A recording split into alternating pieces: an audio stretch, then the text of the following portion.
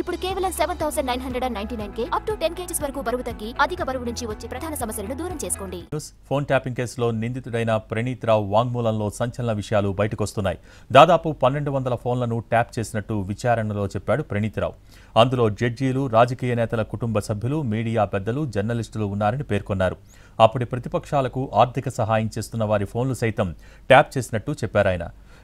Tapping కోసం 8 ఫోన్ల ద్వారా ఎప్పటికప్పుడు సిబ్బందితో టచ్లో ఉంటూ మానిటరింగ్ చేసేవారు ప్రణీత్ రావు.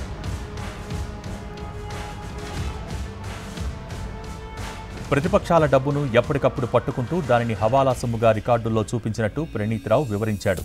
అంతేకాదు, ప్రభాకర్ రావు సహాయంతో 17 కంప్యూటర్ల సహాయంతో ట్యాపింగ్ చేసినట్టు తెలిపాడు.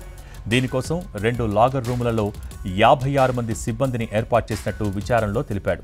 కాంగ్రెస్ అధికారంలోకి వస్తుందని తెలియగానే ట్యాపింగ్ ఆపేయాలని ప్రభాకర్ రావు చెప్పినట్టు ప్రణీత్ రావు వివరించాడు.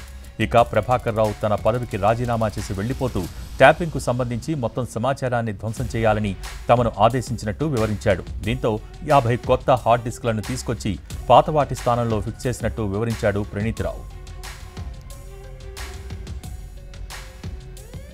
17 కంప్యూటర్ల నుంచి తొలగించిన హార్డ్ డిస్క్లలో అత్యంత కీలకమైన సమాచారం ఉందని పోలీసులకు తెలిపాడు ప్రణీత్ రావు. ఆ 17 హార్డ్ డిస్కులతో పాటు పెన్ డ్రైవ్లు, ల్యాప్టాప్లలో గల డేటాను డిలీట్ చేశామని తెలిపాడు. తర్వాత వాటిని ధ్వంసం చేసినట్టు తెలిపాడు. ముక్కలు చేసిన హార్డ్ డిస్క్లను నాగోల్, మూసారంబాగ్ వద్ద మూసీలో పడవేసినట్టు వివరించారు ప్రణీత్ రావు. అలాగే ట్యాపింగ్ కోసం ఉపయోగించిన మొబైల్ ఫోన్స్, పెన్ డ్రైవ్లను ఫార్మాట్ చేసి బేగంపేట నాలాలో పారేసినట్టు ప్రణీత్ రావు వివరించాడు.